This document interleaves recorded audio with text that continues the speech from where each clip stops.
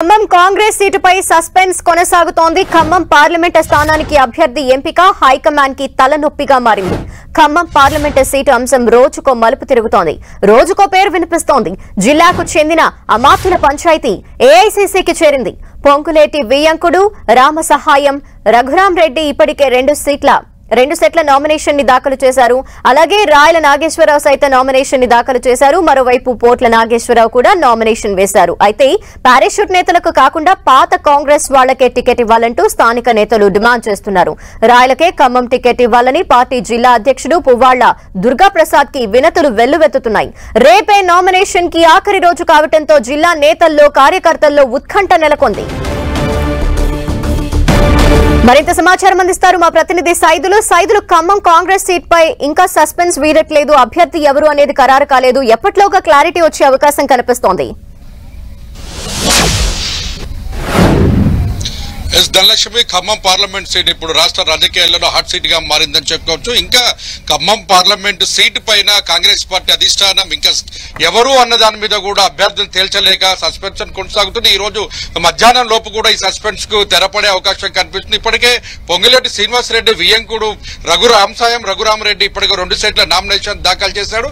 మరికొద్ది మంది బరిలో నిలిచినటువంటి అభ్యర్థులు ఎవరైతే ఉన్నారో ఖమ్మం సామాజిక వర్గం నుంచి ఇప్పటికే రాయల నాగేశ్వరరావు, పోట్ల నాగేశ్వరరావు ఇద్దరు కూడా నామినేషన్ వేస్తున్న పరిస్థితి కనిపిస్తుంది.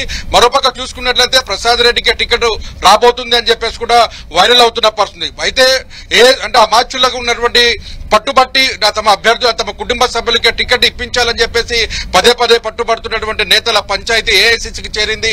ఏఐసీసీ కూడా పంచాయతీని తేల్చడంలో తలనొప్పిగా మారడంతో ఒకసారిగా ఖమ్మం జిల్లా రాజకీయాలు రాష్ట్ర రాజకీయాలతో పాటు దేశ రాజకీయాల్లో కూడా కీలకంగా మారిందని కూడా చెప్పుకోవచ్చు. ఎందుకంటే ఒక పార్లమెంటు స్థానానికి సంబంధించినటువంటి 3 అమాత్యులు ఇక్కడ ప్రాతినిధ్యం వహిస్తున్నారు. ఈ 3 అమాత్యులకు సంబంధించినటువంటి కుటుంబ సభ్యులు పొంగులేటి శ్రీనివాసరెడ్డికి సంబంధించి చూసుకున్నట్లయితే తన సోదరుడు అయినటువంటి ప్రసాద్ రెడ్డి లేదా వియ్యంకుడు అయినటువంటి రఘురామరెడ్డి పేరు ప్రముఖంగా ప్రస్తావిస్తున్నారు. ఆయనకి టికెట్ కేటాయించాలని కూడా చర్చ కొనసాగుతుంది. అయితే ఇప్పటికే రఘురామరెడ్డి తరఫున కూడా పొంగులేటి అనుచరులు నామినేషన్ సెట్లు 2 సెట్లు కూడా దాఖలు చేశారు. అయితే ప్రసాద్ రెడ్డికి ఇంకా చివరి నిమిషంలోనే బీఫామ్ ఇవ్వబోతున్నారని కూడా చర్చ కొనసాగుతున్న పరిస్థితి అయితే ఉంది.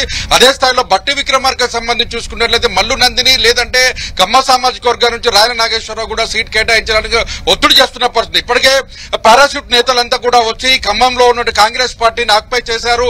ఎవరైతే కష్టకాలంలో పార్టీకి 10 ఏళ్ల పాటు అండదండగా ఉంటూ బీఆర్ఎస్ పార్టీ పెట్టినటువంటి ఇబ్బందులను సైతం ఎదుర్కొని కార్యకర్తలకు అండగా నిలిచిన నేతలకు మాత్రమే టికెట్ కేటాయించాలని చెప్పేసి కూడా ఇప్పటికే రాయల నాగేశ్వరరావు తన అనుచర వర్గంతో కూడా పార్టీ జిల్లా అధ్యక్షుడు ఉన్న పువ్వాళ్ల దుర్గాప్రసాద్ వినతి పత్రం అందజేయడంతో పాటు పారాషూట్ నేతలు వద్దు, లోకల్ నేతల ముద్దు అంటూ కూడా ఖమ్మం ఎన్నికల రిటర్నింగ్ అధికారి కూడా ఆయన 2 సెట్ల నామినేషన్ కూడా దాఖలు చేసిన పరిస్థితి అయితే కనిపిస్తుంది. మరోపక్క చూసుకుంటే తుమ్మల నాగేశ్వరరావు తనయుడు తుమ్మల యుగంధర్, అదేవిధంగా వివిసి రాజా, మండవ వెంకటేశ్వర ఈ పేర్లు ప్రముఖంగా వినిపిస్తున్నప్పుడు కూడా మల్లు నందిని కావచ్చు, వివిసి రాజా పేరు ప్రముఖంగా, మండవ వెంకటేశ్వరరావు పేరు కూడా ప్రముఖంగా వినిపించినప్పుడు కూడా వారంతా పేర్లు కూడా సైడ్ ట్రాక్ పట్టింది. ప్రస్తుతం మాత్రం రఘురామరెడ్డి లేదా రాయల నాగేశ్వరరావు అయితే ఖమ్మం సామాజిక వర్గానికి సంబంధించి ధనలక్ష్మి రేపే నామినేషన్స్ కి ఆఖరి రోజు. ఈ నేపథ్యంలో హైకమాండ్ వరకు కూడా ఈ ఖమ్మం పంచాయతీ చేరింది. మరి ఈ రోజు సాయంత్రానికి ఏమన్నా క్లారిటీ వచ్చే అవకాశాలు కనిపిస్తున్నాయనుకోవాలా మనం?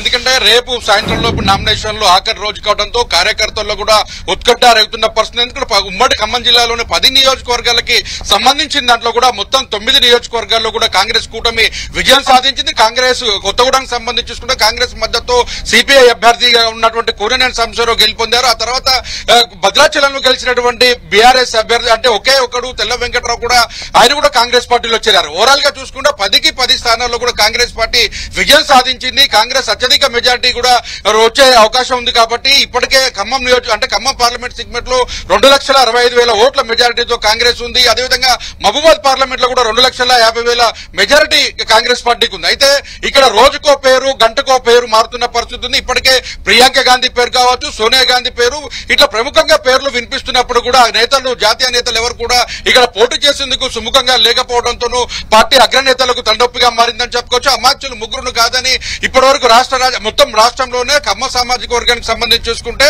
ఎక్కడ కూడా అకామిడేట్ చేయకపోవడంతో కమ్మ సామాజిక వర్గానికి కేర్ ఆఫ్ అడ్రస్ గా మారడంతో ఇక్కడ కమ్మ సామాజిక వర్గం నేతలు ఖమ్మం టికెట్ కేటాయించాలని కూడా ఇప్పటికే ఏఐసిసికి కూడా ఫిర్యాదు చేసిన పరిస్థితి. ఇప్పటికే విహెచ్ కావచ్చు, రేణుకా చౌదరి లాంటి నేతలు కూడా ఇంకా తను పోటీ చేసే అవకాశం ఉంది, కమ్మ నేతలకే ఇవ్వాలని చెప్పేసి కూడా ఒత్తిడి చేస్తున్న పరిస్థితి. ఈ పంచాయతీకి సంబంధించి ఈ రోజు సాయంత్రంలో కూడా అధిష్టానం తేల్చే అవకాశం ఉంది. లేకపోతే ఇప్పటికే 3 సెట్లు అంటే ఒకవైపు రాయల్ నాగేశ్వరం, మరోపక్క పోట నాగేశ్వరంతో పాటు మరికొంతమంది కూడా నామినేషన్లు వేస్తున్న నేపథ్యంలో ఈ పంచాయతీకి పెద్దగా అయ్యే అవకాశం ఉంది. అయితే మొత్తం అభ్యర్థులకు సంబంధించిన తొలిత నామినేషన్లు దాఖలు చేసినప్పటికీ నామినేషన్ల ఉపసంహరణ ఉంటుంది కాబట్టి నేతలను బుజ్జగించి ఆ తర్వాత బీఫామ్ ఎవరికైతే ఇస్తారో ఆ నేతల్ని బరిలో ఉంచి మిగిలిన వాళ్ళని బుజ్జగించే ప్రయత్నంలో అధిష్టానం కూడా ఆలోచన చేస్తున్నట్లుగా మనకు అందుతున్న సమాచారం. ఏదేమైనా ఖమ్మం జిల్లా రాజకీయాలు రాష్ట్ర రాజకీయాల్లో చాలా కీలకంగా మారిందని కూడా చెప్పుకోవచ్చు. ఇప్పుడు ఖమ్మం టిస్టు ఎంతవరకు దారితీస్తుంది, ఆ పార్టీలో ఉన్న నేతలు ఐక్యంగా కలిసి పనిచేస్తారా, లేకపోతే 3 నేతలు కాకుండా వేరే నేతకి ఇస్తే అంటే స్థానికతడుగా ఉన్న రామసాయం రఘురామరెడ్డికి కేటాయిస్తే వాళ్ళంతా ఐక్యంగా పనిచేస్తారా లేదా అన్నది కూడా ఉత్కంఠగా ఉంది. నేతల మధ్య ఉన్న ఆధిపత్య పోరు, వారి మధ్య వర్గ విభేదాలు మరోసారి స్పష్టంగా కనిపిస్తున్నాయి. ఆదిలోని అంశపాద అన్నట్లుగా పార్లమెంటు సెగ్మెంట్ కి సంబంధించిన అంశాలు మాత్రం నేతల అభిప్రాయాలు భిన్నంగా కనిపిస్తుండడంతో నేతల అభిప్రాయాలతో పాటు అభ్యర్థుల పేర్ల ఖరారులు కూడా ఒక్కొక్కరి పేర్లు కూడా చెప్తున్న పరిస్థితి ఉంది. ఏదేమైనప్పుడు కూడా అధిష్టానానికి పెద్ద తలనొప్పిగా ఖమ్మం మారిందని కూడా చెప్పుకోవచ్చు. థాంక్యూ సైదులు.